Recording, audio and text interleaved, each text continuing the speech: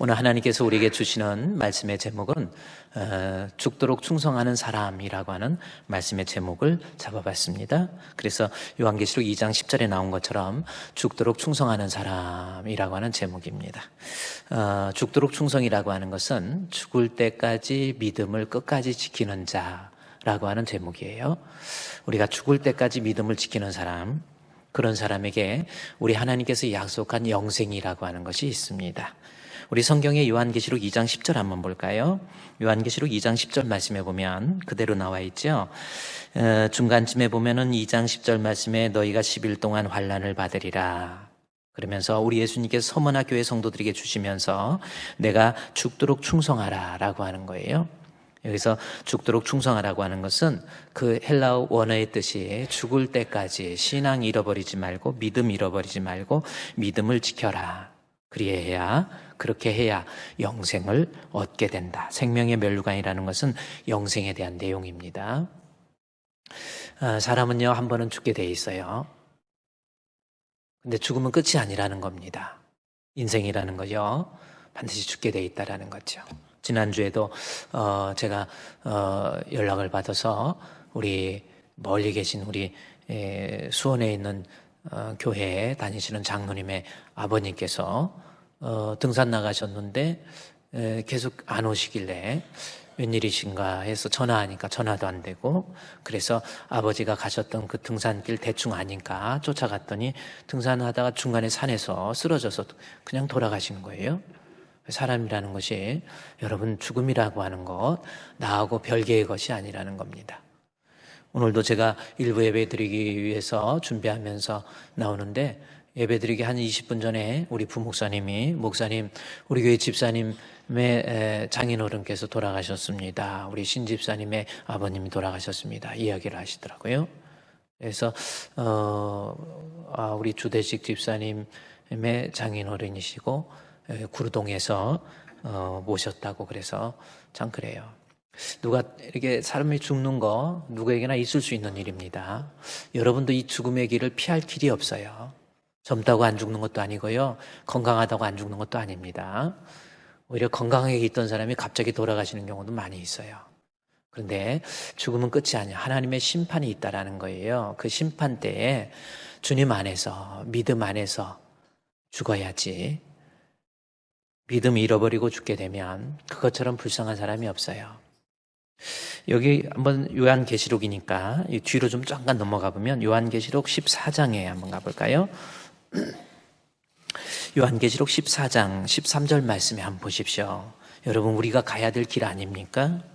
요한계시록 14장 13절 말씀에 내가 들으니 하늘에서 음성이 나서 이르되 기록하라. 그 다음에 한번 읽을까요? 시작. 지금 이후로 주 안에서 죽은 자들은 복이 있도다. 아멘. 거기까지입니다. 지금 이후로 주 안에서 죽어야 된다라는 거죠. 여러분, 주님 안에서 죽어야 그 사람이 복 있는 죽음이지, 세상에 아무리 물질이 많고 뭐 자식들이 많이 있고 뭐 아무리 높은 자리에 올라갔어도 주님 안에서 죽지 못하면 결국 하나님 앞에 불쌍한 사람이에요. 주 안에서 죽어야 복이 있다라는 거예요. 그 복의 내용을 한번 볼까요? 어떤 것이 복입니까? 주 안에서 죽게 되면 성령이 이르시되 그러하다. 그들의 수고가 그친다라는 말씀이 있어요. 수고가 그치고 쉬리니 영원한 안식, 평안, 우리 주님과 함께 천국에서 누리게 될 영생 복락을 수고가 그친다라는 표현을 하고 있습니다. 이 말씀은요, 사실은 요한계시록 14장 10절 말씀에 나와 있어요. 지옥이라고 하는 거, 여러분, 꾸며낸 이야기가 아니에요. 지옥이라고 하는 것 10절 말씀에 보니까 어린 양 앞에서 불과 유황으로 고난을 받으리니, 이 말씀이 나왔죠. 여러분, 지옥 가면 안 된다라는 거예요. 제가 목회자로서 거짓말을 해가지고 여러분 겁주기 위해서 지옥을 얘기하는 게 아니에요. 사람은요, 태어나서 한번 죽는 것도 정확한 거고요, 죽을 때 하나님의 심판인데 그 심판 때 주 안에서 죽어야 천국 간다라는 거예요. 어쩔 수 없습니다. 그러면 주 안에서 죽는다라고 하는 것은 무슨 뜻인가? 주 안에서 죽는다고 하는 그 뜻의 의미는 12절에 나와 있습니다. 성도들의 인내가 여기 있나니 그들은 하나님의 계명과, 그 다음에 한번 같이 읽을까요? 시작. 예수에 대한 믿음을 지키는 자예요. 믿음 지키는 사람. 그 사람이 주 안에서 죽는 사람이고 그 사람에게 영생이라고 하는 것. 여러분, 늘 이 땅에 살면서요, 나도 천국 가는 사람 돼야지. 한평생 살다가 여러분 영원한 불과 유황으로 내가 안 믿는다고 그래서 있는 지옥 없어지는 거 아닙니다. 죽어서 정말 지옥 가면 어떡하시려고 그래요? 예수 믿는 믿음 안에서 죽어야, 그 믿음 끝까지 지켜야. 여러분, 마귀라고 하는 것은요, 여러분 가지고 있는 이 믿음 빼앗기 위해서 베드로전서 5장 8절 9절 말씀해 보면은 우는 사자와 같이 삼킬자를 찾는 사자 그랬죠? 우는 사자와 같이 두루 다니면서 삼킬자를 찾아다니는 것이 마귀예요. 그러니까 우리가 하나님 앞에 이 땅에 살면서 믿음이라고 하는 것, 그래야 영생을 얻는데, 믿음을 가지고 있는데 마귀가 그냥 안 놔둔다라는 거예요. 두루 다니면서 어떤 사람은 믿음을 빼앗을까? 뺏을 만한 사람 뺏습니다.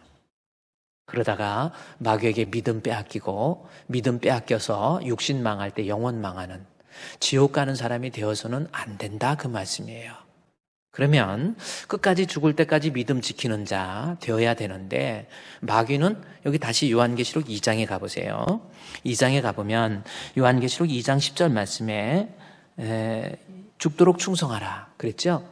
그래야 영생을 얻게 된다 그랬는데, 마귀는 우리의 믿음을 빼앗기 위해서 마귀가 장차 너희 가운데 몇 사람을 옥에 던져 시험을 받게 하리니 너희가 10일 동안 환난을 당한다. 그래서 여러 가지 시험, 환난, 핍박, 고난 이런 걸 통해서 우리가 이 땅에 사는데 내 믿음을 빼앗는다라는 거죠. 마귀는 영적 존재이기 때문에 나를 누구보다도 잘 알아요. 그래서 쟤는 이거 가지고 제 믿음 빼앗으면 돼. 그러다가 시들시들 영적으로 병 들어가잖아요. 두루 다니면서 마귀가 그 사람 믿음을 빼앗아 버려서 여러분 정말 지옥 가면 안 된다라는 거죠. 두루 다니면서 삼킬자를 찬다. 그렇다면 마귀가 우리의 믿음을 빼앗을 때 어떤 무기를 가지고 빼앗는지 그것도 알아야 돼요. 그래서 제가 여러분께 지난주에는 히브리 기자의 내용을 통해서 마귀가 내 믿음을 빼앗기 위해서, 혹은 베드로 전서 후서를 통해서 마귀가 우리의 믿음을 빼앗으려고 하는 그러한 무기들이 무엇이 있는지 좀 살펴볼 필요가 있다라는 겁니다. 우리 여기에서요, 그럼 한번 우리가 내 자신이 이러한 마귀의 유혹, 시험, 환난에 믿음을 빼앗길 수 있기 때문에 한번 마귀의 그 실체를 좀 알아봐야 되겠죠? 그래서 앞으로 한번 가볼까요? 히브리서로 한번 가보세요. 히브리서 11장. 히브리서 11장이라고 하는 것, 믿음장이라고 그랬죠. 그러면서 믿음의 선진들의 이야기가 나옵니다. 그러면서 믿음의 선진들, 믿음에서 승리한 사람들에게 아무런 시험도 없고 환난도 없었던 것 아니라는 거예요. 반드시 내 믿음을 빼앗기 위한 마귀의 그러한 시험도 있고 환난도 있었다라는 겁니다. 대표적으로 17절 말씀에 아브라함은 했죠. 아브라함, 믿음의 조상 아브라함도 시험 받았어요. 아브라함에게도 환난도 있었습니다. 그래요. 여러분 믿음 생활하면서 왜 나만 이렇게 아파야 되냐고? 아니에요. 무릇 그리스도 안에서 경건하게 믿음 안에서 내가 좀 살아봐야지 하면 반드시 나를 위협하는 여러 가지 시험, 환난 이런 모습들이 있다라는 거죠. 우리 34절, 11장 히브리서 11장 34절에 보면 불의 세력이라는 게 있었어요. 이것은 특별히 다니엘에 나와 있는 다니엘의 세 친구 사드락과 메삭과 아벳느고를 불 속에 집어던져요. 믿는 믿음 때문에 너 믿을래? 불 속에 들어갈래? 이러한 시험도 있었다라는 거예요. 여러분 지금 믿음 생활 혹시 너무 편하지 않습니까? 아무것도 아닌 거예요. 불의 시험 한번 생각해 보세요. 아무것도 아닌 거 가지고 오해하고 불평하고 원망하고 그래갖고 믿음 생활 할까 말까. 하나님 믿어주고, 하나님 그렇게 여러분한테 구걸하지 않아요. 하나님 믿어드리는 거 아닙니다. 정말 믿음이라는 것은요, 불의 시험도 있어, 불의 세력이 있었죠. 36절 말씀에 여자들이 있잖아요. 여자들에게 어떤 일이 있었는가 봤더니 마지막 중간쯤에 보면 심한 고문을 받대라는 말씀이 있어요. 믿음 지키는 것 때문에 여자들도 심한 고문을 당해요. 그 고문의 내용들이 초대교회의 내용들을 보면요, 비참합니다. 그런데도요, 믿음 때문에 구차하게 안 살았어요. 치사하게 안 살았다라는 거 아닙니까? 여러분 어때요? 여러분의 믿음 마귀가 빼앗기 위해서. 그뿐입니까? 36절에 어떤 이들은 조롱, 예수 믿는 것 때문에 자존심 상했다고, 기분 나쁘다고 혼자 자기 스스로 판단해가지고. 그게 무슨 여러분 신앙이라는 거예요. 그거 마귀의 조롱이라니까요. 야, 넌 자존심도 없냐? 야, 너 저 사람 완전히 타락했대. 함부로 판단하지 마세요. 다 그만한 이유도 있고 생각도 있고 그런 거예요. 야, 너 저 사람 저러는데, 너 저 사람 저 꼴 보기 싫은 사람 있는데 너 교회 다닐 거야. 이것도 마귀의 조롱이에요. 내 자존심 살살 건든 겁니다. 여러분, 믿음 빼앗기 위해서 마귀가 조롱, 채찍질. 이때 채찍은 뭡니까? 채찍 끝부분에 중간중간에요, 이 쇠붙이가 있어 한 대 치면요 살점이 뚝뚝 떨어져 나와요. 주사 한번 맞는데도 섬찟한데, 저도 병원에 가서 주사 맞으려면 괜히 뭔가가 부담스러워요. 어렸을 때 학교 다니면서 초등학교 때 예방주사 맞는다고 줄 서면 얼마나 가슴이 떨렸는지. 먼저 맞고 나오는 애들가 또 그렇게 부럽고. 근데 이때 채찍은 뭡니까? 내 살점이 뛰어. 예수 믿는 것 때문에.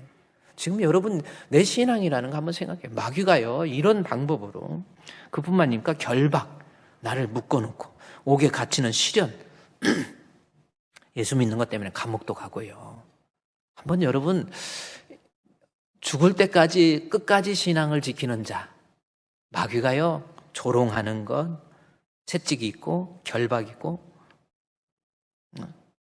그래도 그때 끝까지 하나님 앞에 정결한 신부 된다. 우리 예배송 끝날 때 늘 하는 찬송이 이거예요. 뭐요? 하나님의 사랑이 영원히 함께하리, 십자가의 길을 걷는 자에게, 순교자의 삶을 사는 이에게, 조롱하는 소리와 세상 유혹 속에도 어떻게 해요? 주의 신실한 순결한 신부가 되리라. 정말 내 생명 주님께 드리리. 여러분, 신앙 한번 생각해 보세요. 툭하면 교회 다니네 안 다니네, 아무것도 아닌 거 가지고 그냥, 여러분, 지옥 가면 안 돼요. 제가 여러분께 이 세상 살면서 썩어져 없어져 버릴 60만을 위해서 그것 때문에 울고 웃지 마시고요. 그냥 자식이 우상돼가지고 자식 키우는데 목숨 바쳐. 아니에요. 영적인 거. 좀 더 볼까요? 37절 말씀에 돌로 쳐서 죽여요. 예수 믿는 것 때문에. 한번 우리 이 초대교회 당시에 톱으로 켜서 이거 톱으로 킨다는 게 뭡니까? 예수 믿는 사람 묶어놓고요, 톱으로 사람을 비워서 죽여요. 그냥 안 죽여요. 톱으로 사람을 비워서 죽여요. 말하는 것도 섬찟하지 않습니까? 이 초대교회에 행해졌던 이 핍박이라는 거, 사실은 이 톱으로 키는 것이요, 이사야 승천기에 보면요, 이 탈무드에 나와 있는 내용에 보면은 이스라엘의 역사 속에서 지금부터 약 3,600년 전에 이 우시아라는 왕이 있었어요. 우시아와 요담과 아하스, 히스기야 왕 때 활동했던 선지자가 이사야입니다. 이사야는요, 하나님 말씀을 담대하게 그들에게 하나님 말씀을 전했던 선지자가 이사야예요. 그런데 히스기야 왕이 아들을 낳죠. 14년의 생명을 연장받아서 아들을 낳는데 그 아들 이름이 므낫세입니다. 므낫세가 얼마나 포악한지 이사야 선지자가 그를 향해서 책망하니까 이사야를 죽여요. 근데 그냥 안 죽입니다. 어떻게 죽인지 아세요? 톱으로 켜서 죽여요. 여러분, 아무 느낌 없습니까? 제가 한번 그 내용을 한번 제가 보여드릴게요. 어떤 이들은 더 좋은 부활을 얻고자 해서 조롱. 한번 여러분 신앙 한번 생각해 보세요. 무엇이 믿음입니까? 하나님 믿어드리는 겁니까? 아니, 신앙 지키기 위해서 조롱, 채찍, 결박, 옥에 갇히고 돌로 치는 것과 톱으로 켜는 것, 칼로 죽임을 당하고, 탈무드에 의하면 톱으로 두동강 나서 순교한 사람이 이사야예요. 이사야 승천기 나오죠. 이사야는 유대 왕 중에서 가장 악한 왕이었던 므낫세의 명령으로 살해당했는데, 유경 이사야의 승천기라는 책에도 므낫세가 히스기야를 톱으로 켜서 죽여요. 이사야를. 한번 여러분의 신앙 한번 생각해 보세요. 내 믿음 너무 초라하지 않아요? 겨우 믿음 관리하는 거 급급한 모습 아닙니까? 목사님을 위해서 신앙생활 해주는 겁니까? 죽도록 신앙, 믿음, 죽을 때까지 믿음 지켜야 영생 얻는데, 마귀는요, 톱으로 키고 돌로 치고, 뭐 좀 37절 더 읽어보면요, 시험과 칼로 죽임을 당하고 양과 염소의 가죽을 입고 유리해서 궁핍과 환난과 학대받았다. 이런 말씀 나오잖아요. 이게 히브리서 11장의 믿음을 가진 믿음의 선진들에게 있었던 여러 가지 시험과 환난의 내용들을 기록한 내용이에요. 여러분, 믿음 생활하면서 목사님 저 괴로워요. 나 정말 억울해요. 왜 나만 이런 괴로움을 겪어야 됩니까? 정말 하나님 살아계십니까? 왜 우리 가정이 이렇게 어려워야 됩니까? 왜 우리 아이들은 이렇게 힘들어야 됩니까? 나 그래서 하나님 안 믿을래요. 아니라니까요. 그게 마귀의 시험과 환난이라는 거예요. 뭐 히브리 기자의 내용뿐만 아니고 한번 우리 베드로가 얘기했던 마귀의 시험의 내용을 베드로후서 2장에 한번 가보세요. 우리 봤던 내용이지만 베드로후서 2장에 또 마귀는 뭘로 시험하는가? 베드로후서 2장 14절 말씀해 보면은 마귀가 이제 베드로는 이런 얘기를 해요. 내 믿음을 빼앗기 위해서 마귀가 나를 유혹이라는 말이 나와요. 여기 유혹이라는 영어로 유혹. 이 유혹이라는 것은 이 베드로후서 2장 1절에 나온 것처럼 거짓 선지자, 즉 이단은 이야기. 이단에 의해서 내 신앙 빼앗기는 거예요. 여러분, 세상에 별 희한한 이단. 이단은 뭐예요? 지어낸 말이잖아요. 아주 달콤하게 사람의 마음을 그럴듯하게 미혹해가지고 유혹을 하는 거예요. 말씀 지어낸다고 그랬잖아요. 그 다음 절 말씀에 보면요. 베드로후서 2장 하나님의 말씀 그 다음 절에 보면요. 말씀을 진리의 도가 비방받는데 하나님 말씀을 지어낸 말이잖아요. 이단에 넘어가지 마세요. 제가 지난주에 JMS 정명석이 얘기했죠. 아주 하나님 말씀을 엉터리 방터리로 지어내는데요. 악한 영의 역사가 있으면 넘어간다니까요. 대학 총장도 넘어가 있잖아요. 어떤 이단에는.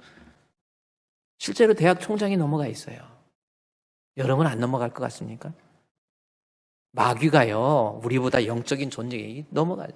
그래서 JMS 얘기해서 가지고 여자들 성폭행 해가지고 성범죄자로 해가지고 징역 10년 살고 나와가지고 또 하나님, 우리 예수님이 직접 너는 결혼하지 마라. 이 세상에 있는 여자의 반은 다 너의 것이다.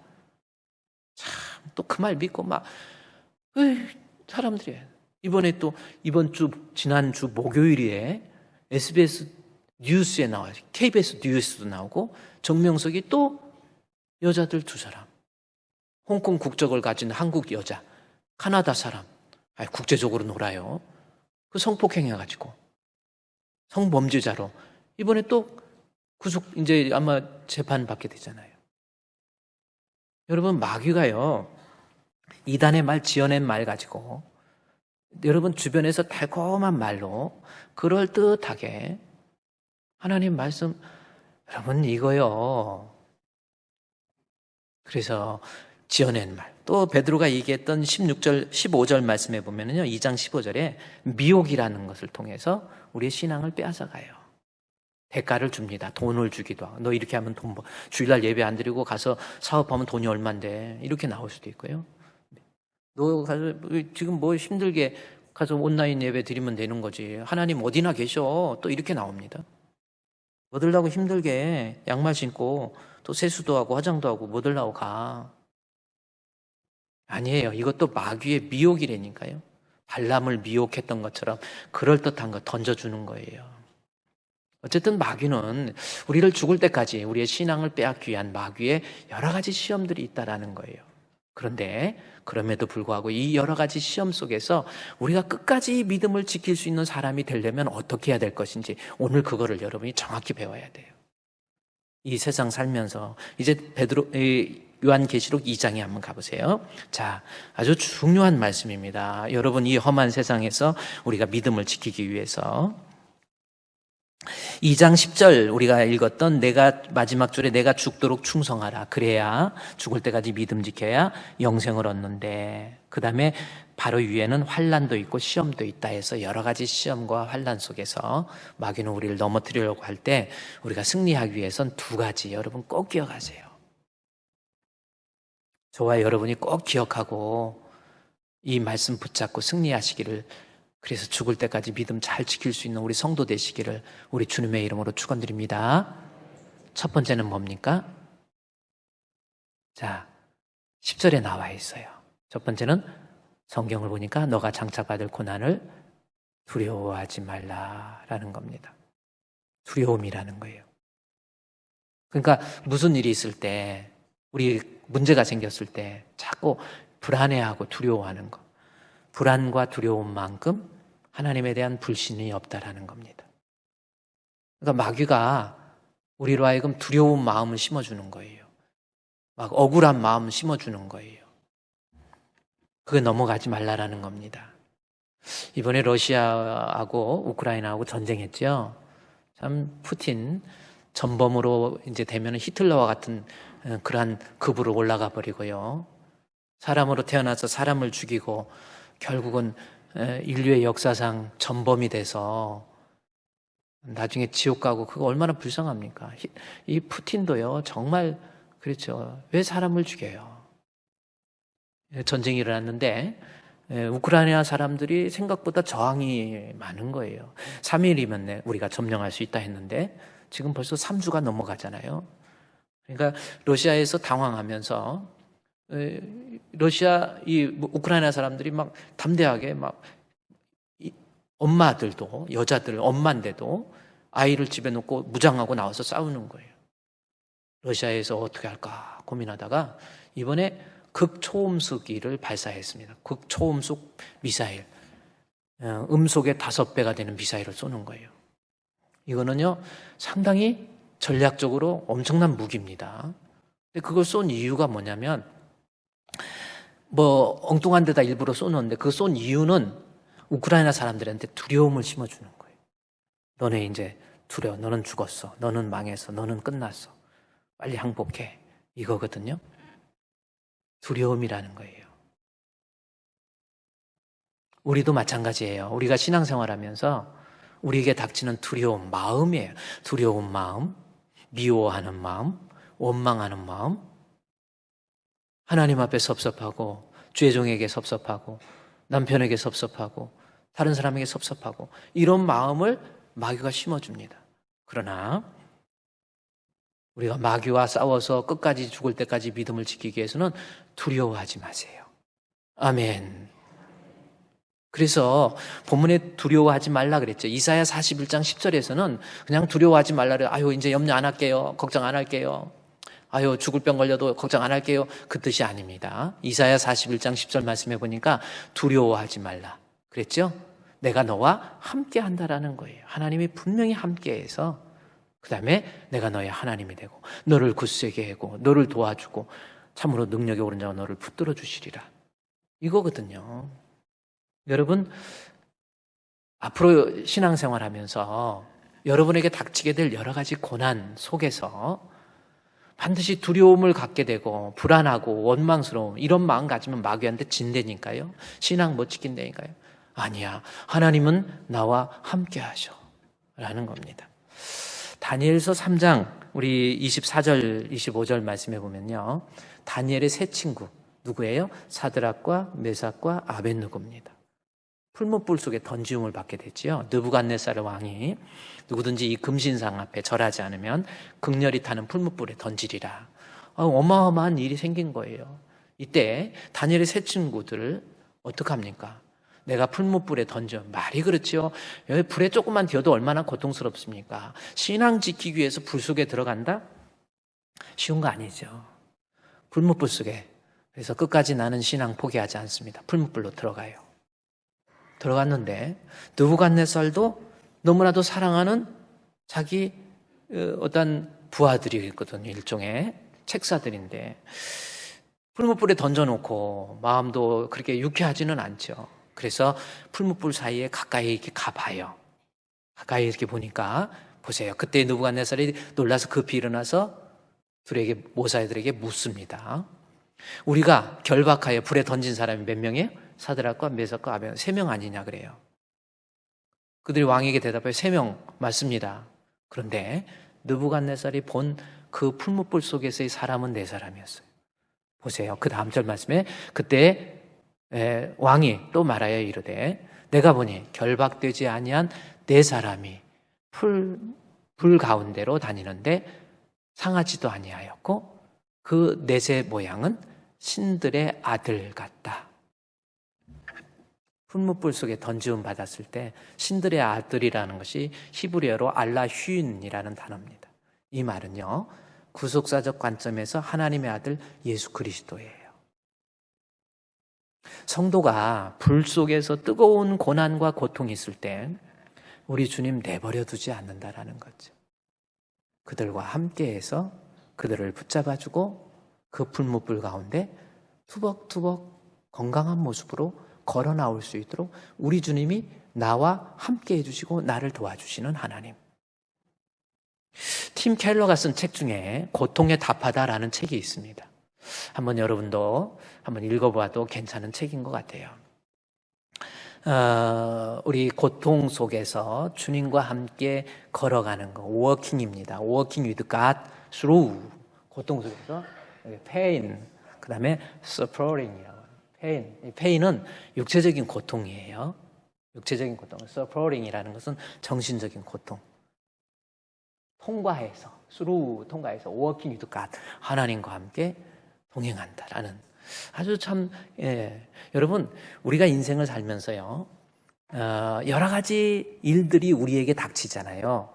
사람이 성장하다가 이제 결혼도 하고, 결혼도 하나의 우리 인생 살면서 일이에요. 결혼하고 아가들 낳고 또 사업도 하고 또 살다가 물질적인 문제로 인해서 어려운 일이 닥치기도 하고 또 높은 자리에 올라가기도 하고 국회의원이 되기도 하고 뭐 여러 가지 일들, 이것이 우리의 인생사예요. 그런데 빼어놓을 수 없는 하나의 주제가 있는데 그 주제 중에 하나가 뭐냐면 고통이라고 하는 겁니다. 내가 살아가면서 닥치게 될 이 고통이라고 하는 거예요. 그것이 때로는 육체의 질병이 될 수도 있고요. 때로는 정신적인 suffering이 될 수 있다는 거죠. 육체적인 질병, 병 들었어요.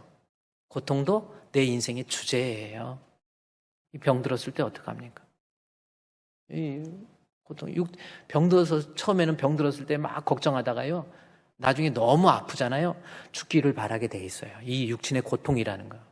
그래서 Please release me from this pain 그러잖아요. Please release me from this pain.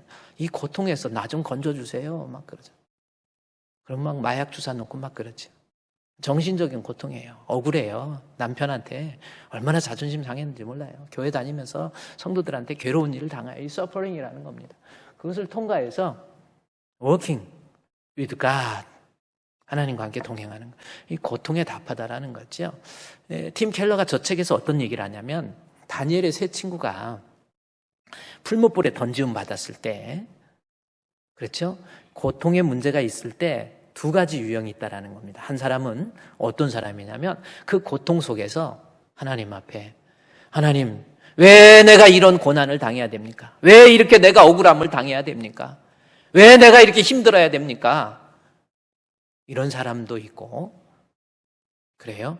그래서 고통 속에서 하나님 떠나버리는 사람들이 있고, 반면에 고통 중에서 그 억울함과 또 두려움과 고통을 헤어나오고 이겨내서 주님과 함께 오히려 그 고통을 더 좋은 하나님의 축복의 기회로 만드는 사람이 있다라는 겁니다.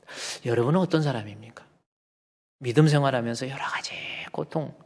그래서 이 팀 켈러가 고통에 답하다 할 때는요, 풀무불 가운데 던짐 받았던 우리 성도의 모습, 내가 하나님 극한 위기 속에서 고난을 당했을 때 하나님은 나의 하나님, 하나님은 나의 주님, 우리 하나님은 나의 힘, 우리 하나님은 내 친구. 그래, 나와 주님의 함께 하심을 믿고 다니엘의 세 친구처럼 풀무불 가운데 투벅투벅 걸어 나올 수 있는 그 성도가 정말 하나님 앞에 승리하는 성도의 모습이라고 하는 거예요. 우리 사랑하는 성도 여러분, 무릇 지킬 만한 것보다 더욱 내 마음 지키세요. 인생 살면서 어차피 신앙생활 하다가 보면 이런 일 저런 일 별일 별사건 다 있어요. 그래도 마음속에 두려움이나 원망이나 불평 다 내려놓으세요. 우리 하나님과 함께 주님이 주시는 힘으로 일어나면 되는 거 아닙니까?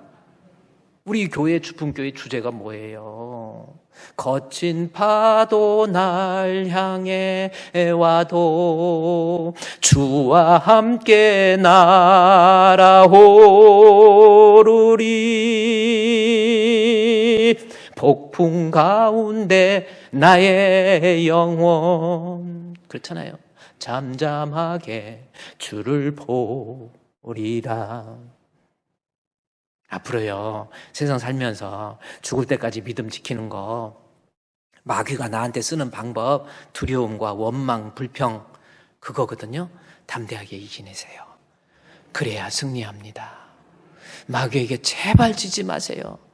이런 일이 있어도, 저런 일이 있어도, 그래, 그런가 보다.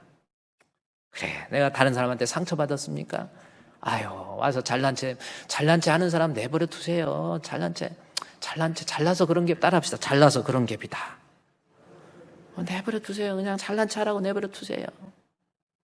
근데 잘난 체 하는 사람 치고 실제로 잘난 사람이 별로 없어요. 부족하니까 잘난 체 하는 거잖아요.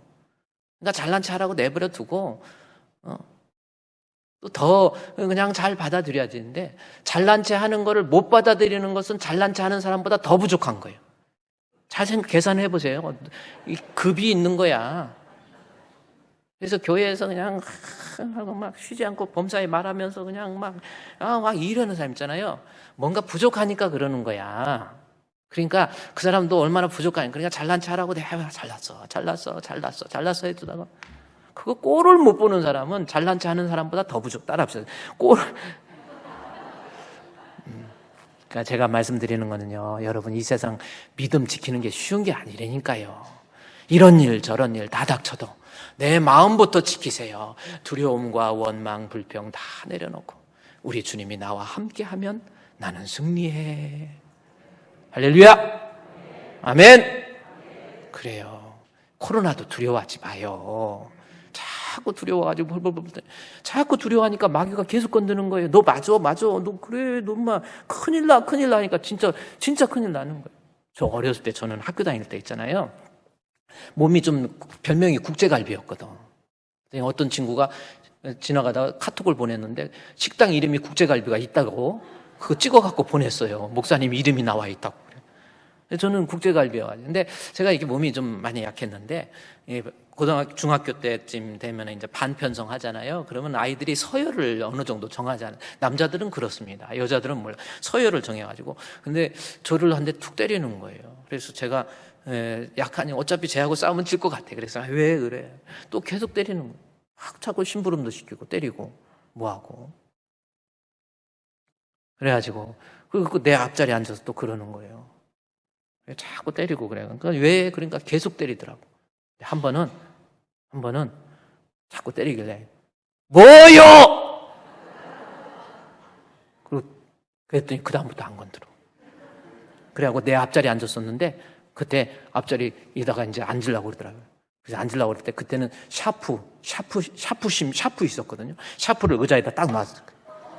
그래갖고 앉아가지고, 항문 주변에 어디 찍혔는지 내가 정확히 보지는 않았지만, 이거 찍혀가지고 볼짝볼짝 뛰면서 그다음부터는 절대 안 걸더라고. 안 건드렸어. 지금까지 이렇게 살아서. 마귀 대적하세요. 앞으로 두려워하지 마세요. 하나님이 우리 편이십니다.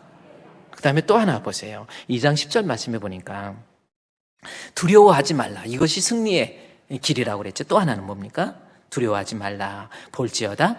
그 다음에 마귀가 장차 너희 가운데 몇 사람을 오게 던진다. 이 말씀이 나옵니다. 자, 여기에서 또 하나 우리가 주목해야 될 단어는 뭐예요? 이제 마귀라는 겁니다.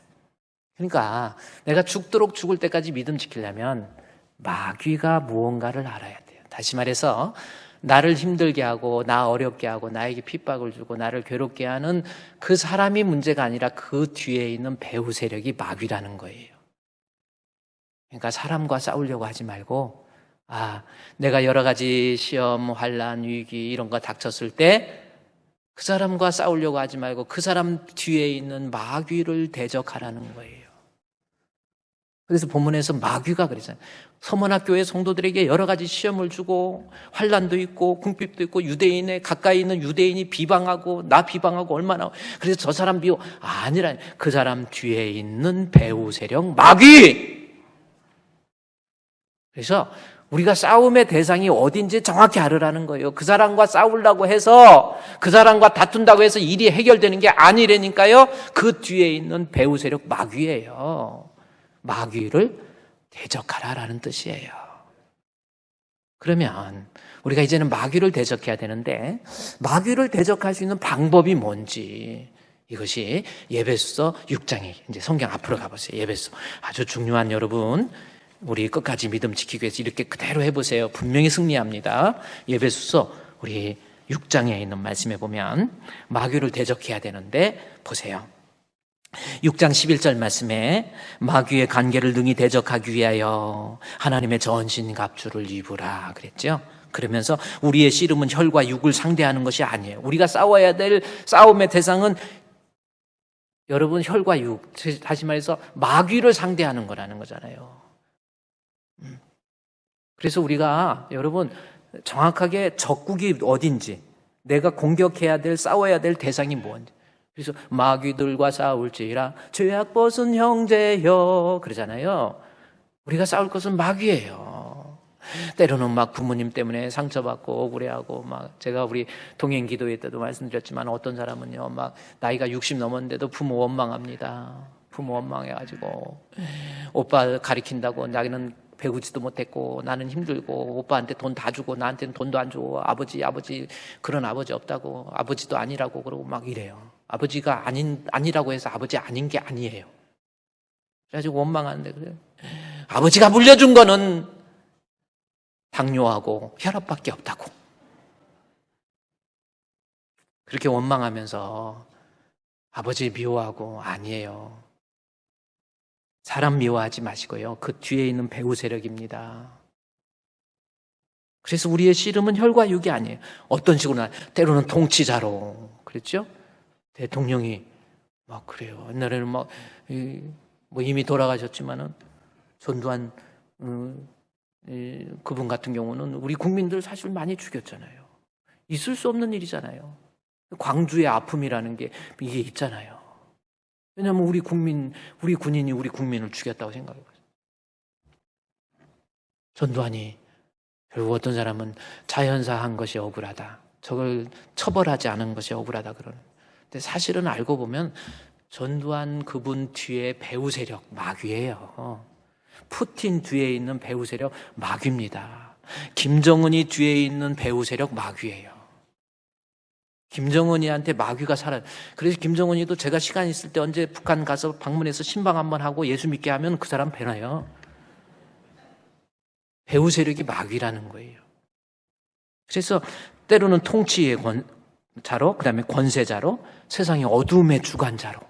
어둠의 주관자가 뭡니까? 마귀가 주관해가지고 여러 가지 문제를 막 일으키고 이런 것들이 알고 보면은 사람 미워하지 말고 마귀, 악한 영을 상대하라 나오잖아요. 그러므로 우리는 하나님의 마귀를 상대하기 위해서 마귀와 대적하기 위해서 하나님의 전신갑주를 취하라는 거예요. 그래야 승리한다. 거기 나와 있잖아요. 하나님의 전신갑주. 자, 우리의 배후 세력이 마귀라는 걸 알고 이제 마귀와 싸워서 이겨야 되는데 그러기 위해서는 하나님의 전신갑주를 입으래요. 그러면서 그 전신갑주의 내용이 가만히 보니까 14절에서 18절까지 내용을 보니까 7가지의 모습으로 무장하라 이렇게 나와 있어요. 한번 대충 보면요. 14절에서 진리 나오죠. 그 다음에 의 나옵니다. 15절에 평안 나오죠. 16절에 믿음, 그 다음에 17절에 구원, 그 다음에 17절에 하나님 말씀, 18절에 기도 해서 7가지가 마귀와 대적할 수 있는 하나님의 전신갑주의 내용으로 나와 있어요. 그런데 지금 이 7가지를 자세히 살펴본다고 하는 것보다는 우리가 마귀를 이거 전체를 요약해 보니까 결국은 내가 마귀를 대적하기 위해서 2가지로 요약을 하고 있어요. 여러분이 자 이제 마귀를 대적할 수 있는 무기예요. 내가 무장을 해야 되는데 뭔가 봤더니 나와 있죠? 뭡니까? 거기 2가지인데 결국 16절에 이 모든 것 다 요약해서 이 모든 것 하나 나와 있고요. 또 하나는 18절에 모든 해가지고 결국은 두 가지입니다. 이거 두 가지로 무장해야 된다라는 거지요. 그러면 두 가지, 첫 번째 보십시오. 16절에 이 모든 것 위에 믿음의 방패를 가지고 이로써 능히 악한 자들의 모든 불화살을 소멸하고 구원의 투구와 성령의 검 곧 하나님, 곧 즉 이 모든 것 곧 뭐예요? 하나님의 말씀이라는 거지. 하나님의 말씀으로 내가 무장하는 거예요. 그래야 마귀를 이겨낼 수 있다라는 겁니다. 할렐루야! 말씀으로 무장해야 이 모든 것 위에 곧 성령의 검, 곧 하나님의 말씀을 내가 가지고 있어야 돼. 꽉 붙들고 있어야 돼. 말씀으로 충만하게 채워져야 우리가 마귀를 이겨낼 수 있다라는 겁니다. 검이라고 하는 건 실제적으로 공격할 수 있는 가장 중요한 거 검이라는 거예요. 그래서 하나님 말씀은요, 전쟁 때 전투기와 같은 거예요. 전투기. 전쟁이 일어났잖아요. 우크라이나하고 러시아하고 제공권의 문제입니다. 그래서 우크라이나에서 서방 국가에 미국에 요청한 게 뭔지 아세요? 우리에게 전투기 좀 보내달라. 그랬더니 러시아에서 만약에 전투기 보내는 나라는 우리하고 싸우겠다라고 하는 거니까 3차 전쟁 각오하라. 그러니까 전투기를 못 보내는 거야. 그러니까 이 우크라이나의 젤렌스키가 뭐라고 하냐면, 그러면 우크라이나 내에 러시아제 전투기가 들어오지 못하도록 비행 금지 구역을 설정해 달라 그랬어요. 그랬더니 또 러시아에서 만약에 비행 구역 설정하면 우리가 무차별하게 서방 공격하겠다. 또 3차 전쟁이다. 그래서 이러지도 저러지도 못하는 거예요. 전쟁에서 이기려면 제공권이잖아요. 전투기 한 대 떠가지고 공격하면요, 꼼짝 못하는 거예요. 하나님 말씀은요, 마귀와의 싸움에서 전투기라니까요. 예를 들어서 북한에서 전투기가 한 대 뜨잖아요. 우리나라에서 전투기 하나 뜹니다. 이쪽으로 오잖아요. 그래도 우리 와요. 이쪽에서 또 오잖아요. 더 옵니다.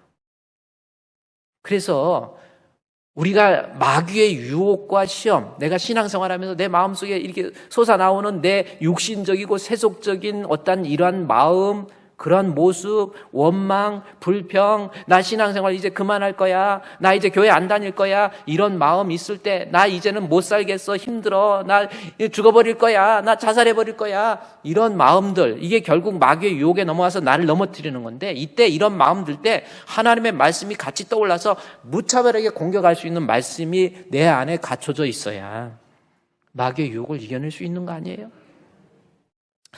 여러분, 이수영 씨라고 가수 아십니까? 이수영 알아요? 제가 한번 그 포스터 이렇게 보여드리면요, 이수영 가수 이름입니다. 이분이 이수영입니다. 아주 유명한 I Believe라는 노래도 하고 유명한 가수. 이거 몰라요? 이런 것도 모르고 신앙생활하면 안 돼요. 이 이수영이라는 가수 아주, 근데 이분이 엄청난 고난을 당하는 거예요. 어떤 고난이냐면, 엄마, 아빠 젊은 나이에 결혼해서 자기들 낳고 이렇게 3명 낳는데, 아버지가 갑자기 교통사고로 돌아가신 거예요. 하나님, 왜 우리 가정이 이렇게 어려워야 됩니까? 진짜 하나님 사랑. 인생 사는 엄마 혼자 생활하려니까 너무 힘든 거예요. 아이들 셋 키우는 거 엄마예요. 그래서 엄마가 재혼을 했어요. 재혼을 했는데 새로 들어온 아버지가 그렇게 아이들을 구박을 합니다. 심지어 어떤 거냐면 이수영 씨가 밖에 나갔다 들어오는데 자기 남동생을 그 계부가 때리는데 그냥 때리는 게 아니라 발로 목을 밟고 때리는 거예요. 그걸 보고 이 이수영 씨가 뒤로 자빠져요. 정말 그 간증해 보면 그 자리에 앉아서 오줌을 싸버릴 정도로 어떻게 저럴 수 있을까? 너무너무 힘든 거예요. 아버지가 구박. 그러다가 어머니가 조금 있다 또 교통사고 나서 어머니 돌아가셔 버렸어요. 세상에 불행해도 이렇게 불행할 수 있을까요? 그래서 살아가면서 이제 혼자 사는, 너무너무 힘들어서 우울증 약, 공황장애 약을 먹지 않으면 잠을 못 자고 살 수가 없었던 거예요. 나중에요, 돈도 다 빼앗기고. 참, 한번 이거 뉴스에 나온 거니까 여러분 잘 믿음이 없잖아. 그러니까 내 뉴스 틀어줄게. 이수영. 사실 이수영 씨 하면 수많은 히트곡이 있는데 최단미 변호사님, 정말로 계부한테 이런 일을 당했다. 정말 본인의 삶이 정말 피폐해졌을까라는 생각도 해봅니다, 진짜. 네, 그러니까는 이수영 씨가 10대 때 아버지가 교통사고로 사망을 하셨어요. 그리고 20대 때, 그러니까 아직 가수로 데뷔하기 불과 1년 전에 또 친어머니도 교통사고로 사망을 하셨어요. 아하. 근데 친어머니가 돌아가셨을 때 재가를 했던 상태니까 계부가 있었잖아요. 그러니까 장례식에 친척들도 못 와서 어머니의 관을 들어줄 사람도 없었답니다. 아유. 근데 어머니가 돌아가시고 나서 계부한테서 쫓겨냈대요. 쫓겨나서 가수로 준비를 해서 지금 우리가 아는 히트곡인 뭐 I Believe를 알아라 이렇게 곡마다 히트하면서 탑 발라드 가수가 됐는데요. 사실은 혼자 힘들게 사신 엄마를 호강시켜드리려고 가수가 되려고 했는데 이제는 호강은 못 시켜드리지만 본인이 이렇게 큰 사랑을 받게 된 게 다 어머니가 하늘에서 기도를 해주신 덕분이 아닌가 또 이렇게 얘기를 하십니다. 세상에 이런 상황이 어디 있습니까? 이런 청천벽력 같은 상황이 어디 있어요? 교통사고로 아버지와 어머니를 다 잃고 계부한테는 쫓겨나요. 그런데 정말 네로라는 국내 톱의 가수가 돼요. 정말 오윤성 교수님, 정말 남들은 정말 상상도 못할 일을 한꺼번에 젊었을 때 다 겪습니다. 이수영 씨가. 근데 이제 사실은 그렇게 겪었는데 그 이후에 이제 꽃길로만 가야 되는데 사실 이분한테는 또 주위에 있는 그 친척들이 별로 도움이 안 됐던 것 같아요. 네. 네, 잘 그래서 됐습니다. 이제 친척 때문에 하여튼 이수영 씨가 저런 분이에요. I Believe, 그 다음에 랄랄라. 그 노래 한번 랄랄라 한번 해볼까요? 여기 나 앞에 뒤에 나오는데 너무 이 팝송이 돼서 좀 그렇습니다. 근데 인생 살면서 너무 괴로운 거예요. 특히 부모로 인해서 겪게 될 이 아픔, 괴로움. 그리고 나중에 이제 결혼해서 남편 때문에 또 얼마나 힘들어하는지 몰라요. 자식 때문에 아이가 힘들어지고 할 때. 그래서 이 사람이 우울증 약하고 이 신경정신과적 약을 안 먹으면 잠을 못 자는 거예요. 너무 괴로워요. 견디다 못해서 이제 죽으려고 자살을 합니다. 자살해야지. 자살밖에 살 길이 없어. 나 죽어버릴 거야. 해가지고 죽음의 시간을 좀 생각하면서 이제 죽어버리겠다고. 내가 이렇게 살아서 뭐냐고. 너무나도 억울하다고. 죽으려고 그랬는데 그때 하나님 말씀이 그 마음속에 강하게 임하는 거예요. 그 말씀이 뭐냐면 에스겔서 16장 6절입니다. 그 6절 말씀, 네가 비록 피투성이라도 사람만 있으라. 이거예요. 이 말씀이 그 이수영 씨 마음에 확 성령의 뜨거운 역사 가운데 임하는 거예요. 뭐예요? 내게 이르기를 너는 피투성이라도 살아있으라. 다시 이르기를 너는 피투성이라도 살아있으라. 자살하지 말라라는 그 말씀이에요. 저 피투성이가 무슨 뜻인지 아세요? 여기서 피투성이가 뭔지 아세요? 피투성이라는 것은 엄마 뱃속에서 태어난 아가, 탯줄도 제대로 자르지 않고 태어난 아가를 그냥 버린 거예요. 지금 이스라엘 백성들의 모습이 너 피투성이가 그러니 내가 살아서 뭐해? 나 살 수도 없어. 나는 나 혼자야. 나 외로워. 나 죽어버릴 거야. 그런 마음이 있을 때 하나님께서 주신 말씀이에요. 에스겔을 통해 주신 말씀. 너는 피투성이라도 사람만 있으라라는 거. 죽으면 안 돼. 하나님 말씀이에요. 그래서 이 사람이 간증할 때 아까 그 포스터에 보면 작년도 다니엘 기도에서 그 포스터에 보면 이런 저희가 나와요. 그 포스터에서 피투성이라도 살아있으라. 이 말 때문에 우울증 약 먹고 나 죽어버려야지. 나는 앞으로 아무런 소망도 없어. 나는 왜 이렇게 힘든지 몰라.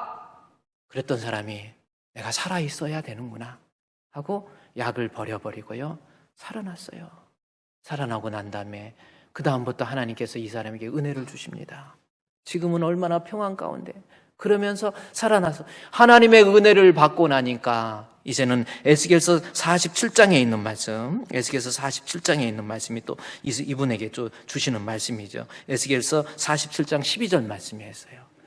이분이 뭐냐면 나는 강가에 먹을 과실 자라고 강 좌우 생명수 강가 좌우 우리 주님이 주신 은혜로 인해서 나무가 됐는데 그 나무가 달마다 열매를 맺고 또 송솔토에 나오므로 그 열매를 먹을 만하고 잎사귀는 약재료가 되리라. 이게 무슨 뜻입니까? 하나님의 은혜의 성령이 그 마음에 임하게 되니까 내 마음속의 억울함도 미움도 다 사라지고 나는 이제 시냇가에 심은 생명수 강가에 심어진 나무가 되어서 다른 사람에게 열매를 주렁주렁 제공해주고 심지어 잎사귀마저도 다른 사람에게 약재료가 되리라. 할렐루야! 이 말씀이 생각나서 자살하지 않잖아요. 여러분, 앞으로 신앙생활 하면서 우리가요, 마귀가 내 믿음을 넘어뜨리려고 할 때 바로 이 하나님 말씀이에요. 말씀이 충만하게 채워져 있어서 어떠한 시험, 어떠한 유혹, 어떠한 핍박, 어떠한 괴로움, 억울함 이런 것도 이겨낼 수 있는 힘이 하나님의 말씀을 통해서, 말씀의 공급을 통해서 내가 승리할 수 있는 거예요. 그래서 바울이 디모데에게도 그래요. 너 앞으로 세상 살면서 악한 사람 얼마나 많은 줄 아니? 디모데후서 3장 14절, 15절, 16절에서요 이야기를 합니다. 세상에는요 속이는 사람, 속는 사람 엄청나게 힘든 것이 너가 신앙생활하면서 겪게 될 일인데 그러나 너는 배우고 확신하는 일에 거하라. 뭐예요?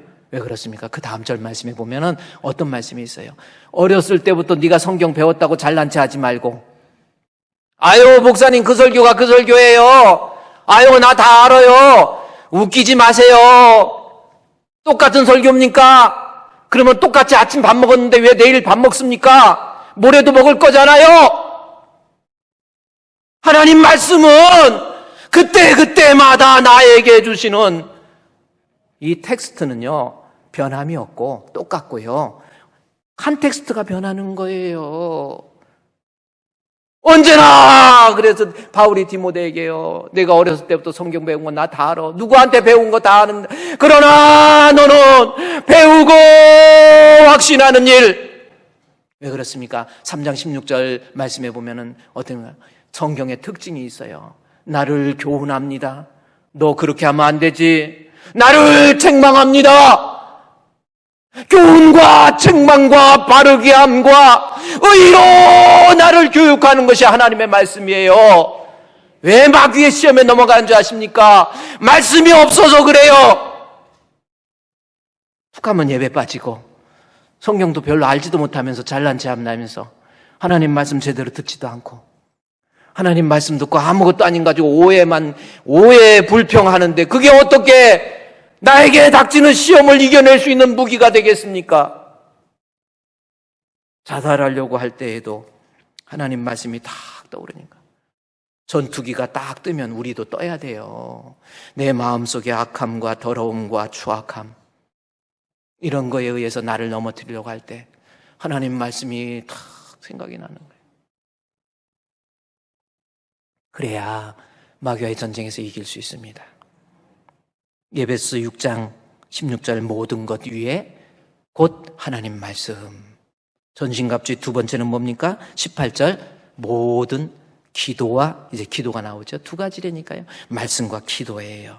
18절에 모든 기도와, 그것도 간구, 항상 성령 안에서 기도하고 이를 위해서 깨어 구하고 항상 힘쓰며 여러 성도들을 위해서 구하라. 이 짧은 구절 속에서 계속 기도 안 하니까 마귀에게 넘어가는 거라니까요. 마태복음 26장 41절에서 예수님께서 분명히 말씀하시잖아요. 베드로, 야 너 베드로, 시험에 들지 않기 위해서 제자들 깨어 있어 기도하라. 마태복음 26장 41절에 그대로 나와 있어요. 내가 시험 안 들으려면 시험에 들지 않게 깨어서 뭐예요? 기도하라는 거예요. 정신 차리고 기도하라는 겁니다. 기도도 그냥 하려니까 그냥 적당히 밥 먹을 때 하는 거 그냥 적당히 그거 말고 정신 차리고 깨어서 기도하세요.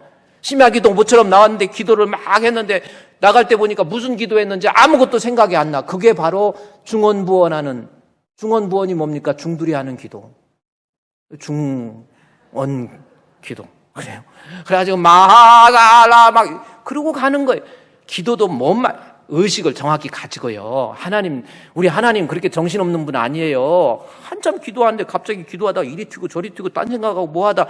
그러면 하나님이 듣다가 야, 너 좀 똑바로 좀 해. 그러는 거야. 정확한 내용을 가지고 하나님 나의 믿음, 나의 신앙, 우리 아이들 엄마가 기도해야지. 아빠가 기도해야지. 그래야 시험 안 들어요. 그래, 기도하라고 그랬더니 목사님, 마음은 원인데 기도하고 싶은데 내 몸이 약해요. 금요일 심야기도 나오면 너무 힘들어요. 이게 그 뜻 아니에요. 마음이 원이라는 것은 나 죄 안 짓고 싶은데 세상은 만만치 않다, 이 뜻이에요. 죄 안 짓고 싶은데 자꾸 죄 질 수밖에 없고 넘어질 수밖에 없고 자빠질 수 없는데 이런 상황인데, 따라서 넘어지지 않기 위해서, 시험 들지 않기 위해서 손을 들고 주여,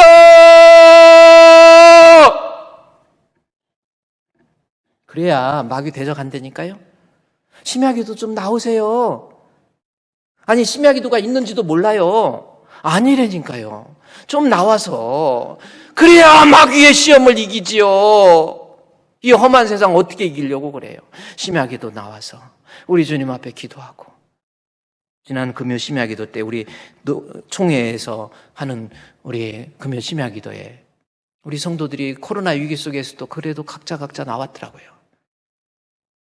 나와서 하나님 앞에 기도할 때, 찬양할 때 손 들고 일어나서 찬양하니까 그것도 괜찮더라고. 그래서 우리 교회도 앞으로 심야기도 10시 5분에 예배 설교 끝나고 그 다음 한 20분 정도 서서 하나님 앞에 찬양하고. 어떻게 이 찬양도요, 진짜 앉아서 하는 것보다도 우리 주님 앞에 찬양하면서 기도하면서 기도 제목 놓고 기도하고, 그 다음에 이제 개인 기도할 때는 앉고, 그래서 한 20분 정도 서서 기도하는 것도 괜찮을 것 같아요. 찬양할 때 막 손 들고 그냥 하나님 크신 사랑은 그러는 것보다 손을 들고 하나님 크신 사랑은 측량 다 못하며 영원히 변치 않는 사랑 성도여 찬양하세. 이것도 괜찮을 것 같아요. 나와서 기도하세요. 일어나서 찬양할 때 손도 들으라면 그렇게 쑥스러워요? 손 들고 찬양합시다 했더니 이렇게 들어요. 이건 자라발이지 이게 무슨 사람발이. 안 들 수도 없고 들을 수도 없고 이러지 마시고, 괜찮아요. 좀 쑥스러우면 어때? 하나님 앞인데 그냥 손도 좀 들어봐. 제발 신앙생활 하는 것처럼 해. 그러다가 마귀가 두루 다니면서 삼킨다니까. 오늘 찬양 때도 안 들으려고 그랬는데 하필이면 설교해서 오늘은 들어야 되겠네. 그러지 마시고 괜찮아요. 물론 부득이하게 안 드는 거 괜찮아. 꼭 그거 가지고 또 실족이야. 그것도 마귀의 유혹이야. 그런 거 갖고 실족하지 말고 손 들으라면 들고. 신앙생활 단순하게 하세요. 오늘은요, 여기까지입니다. 2가지예요. 하나님의 전신갑주 무장해야 돼요. 그래야 마귀의 시험에서 이깁니다. 방법은 말씀과 기도예요. 승리하시기를 주의 이름으로 축원드립니다. 하나님 감사합니다. 주신 말씀 잘 박힌 못과 같이 은혜 받은 말씀 되기를 원합니다. 이 험한 세상 죽을 때까지 믿음 지키기 위해서 마귀를 대적하고 하나님 말씀과 기도로 무장해서 승리할 수 있는 우리 주품교회 성도들 되게 해 주시옵소서. 예수님의 이름으로 기도드리옵나이다. 아멘.